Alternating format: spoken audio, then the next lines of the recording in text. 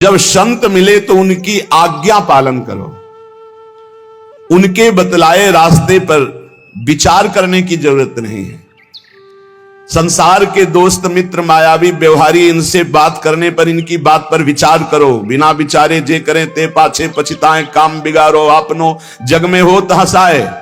पर जब संत सदगुरु बात करें तत्काल उनकी आज्ञा के पालन में तत्पर हो जाओ। बिना ही विचार करी शुभ जानी, वहां विचार की गुंजाइश नहीं है। इसका उत्तर यह है कि भगवत प्राप्ति केवल भगवत कृपा संत कृपा से ही होती है, मोक्ष मूलम गुरु कृपा। पर परमात्मा की कृपा, संत की कृपा सभी पर है, बिल्कुल सत्य समझो। पर तीव्र चाह आपको करनी होगी। तीव्र चाह में जो आपके अंदर व्याकुलता पूर्वक नाम जप है, नाम कीर्तन, ये उन्हीं की कृपा से हो रहा है। आपको चाह सत्संग सुन के करनी होगी, मुमुक्षुता आपको धारण करनी होगी। मुझे भगवत प्राप्ति करनी, यह निश्चय आपको करना होगा। जो लोग संतों के प्रति आकर्षित होते हैं, आकर्षण, एक माया का आकर्षण, एक स्त्री पुरुष का आकर्षण, एक खान पान का आकर्षण, एक नाना प्रकार के पद प्रतिष्ठा का आकर्षण, पर जो संतों पर आकर्षित करते हैं वो भगवान के बड़े कृपा पात्र जन होते हैं, जो संतों से आकर्षित है।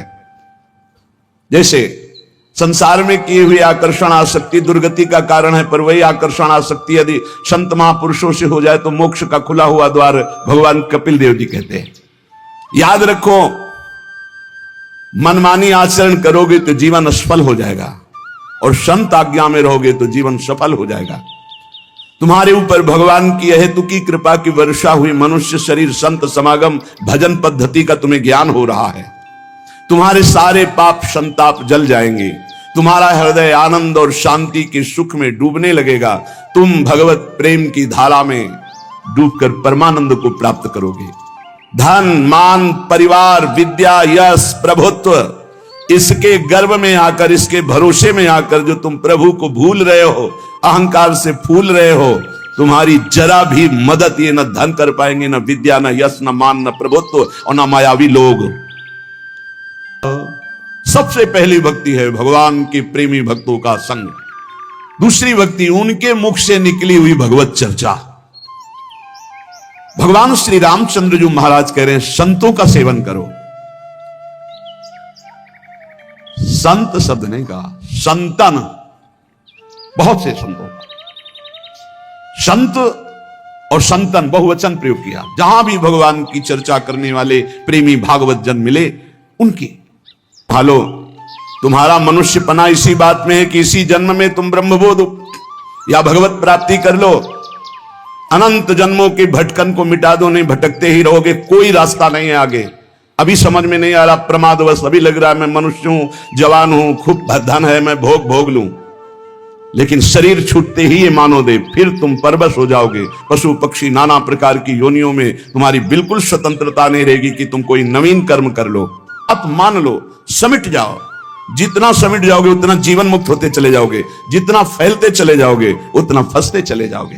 तुम्हें नहीं दिखाई दे रहा, तुम्हें लाभ दिखाई दे रहा है, हमें हानि दिखाई दे रही। अपने माने हुए लाभ का त्याग करके संत और गुरुजनों की मानी हुई वृत्ति पर हमें अपनी वृत्ति बैठानी है। भजन कर लो, नाम जप करते हुए अपने कर्तव्य कर्म का पालन करो। जिस धन, मान, परिवार, विद्या, यश और प्रभाव के भरोसे तुम गर्भ में प्रियालाल को भूल रहे हो, धन, मान, ध्यान रखना। कई बार ये शब्द कहा, अगर याद हो, भय और प्रलोभन इस मार्ग में दोनों भेजे जाते हैं। मायावी लोगों का संग होता है। भगवत कृपा, संत कृपा में बड़ी सामर्थ्य है, परंतु भगवत कृपा और संत कृपा को चाहते कितने लोग हैं? ईमानदारी से देख लो। परमात्मा की कृपा, संत की कृपा पर कितने लोग अपने जीवन को अर्पित किए हैं? संत की कृपा, भगवत कृपा पर कोई एक भक्त है जो हर प्रश्न की बात में यही केवल कहते, हम तो कुछ नहीं जानते, बस इतना जानते कि हमारे गुरुदेव हैं, बस हमारे तो सब कुछ गुरुदेव हैं। अब इसी बात पे डटे रहो, तुम्हारा कल्याण हो जाएगा। इस बात से फिसल गए तो तुम्हारे पास कुछ है ही नहीं। मूर्तिमान मनुष्य शरीर प्राप्त होना, आंख ठीक है, कान ठीक है, नाक ठीक है, जबान ठीक है, सब स्वस्थ हो, बड़ी कृपा भगवान की। अब हमको भगवान की कृपा से सत्संग भी मिल गया। अब हमको पता भी है कि सत्य वस्तु क्या है, असत्य क्या है। उपासक को चाहिए मात्र केवल उनके उपदेश और उनकी आंतरिक संपत्ति पर नजर रखे। जीवन अर्पित है, अब जैसे आप रखो वो आपकी मर्जी। हमारा जीवन में कभी झगड़ा नहीं होगा, क्योंकि हमको जो गुरु ने संपत्ति दी वो बंटवारे वाली है ही नहीं। न चोर चुरा सकते हैं और न कोई गुरु भाई बंटवारा कर सकता है। अमोघ संपत्ति है और गुरु की बाहरी संपत्ति पर नजर ही नहीं होनी चाहिए।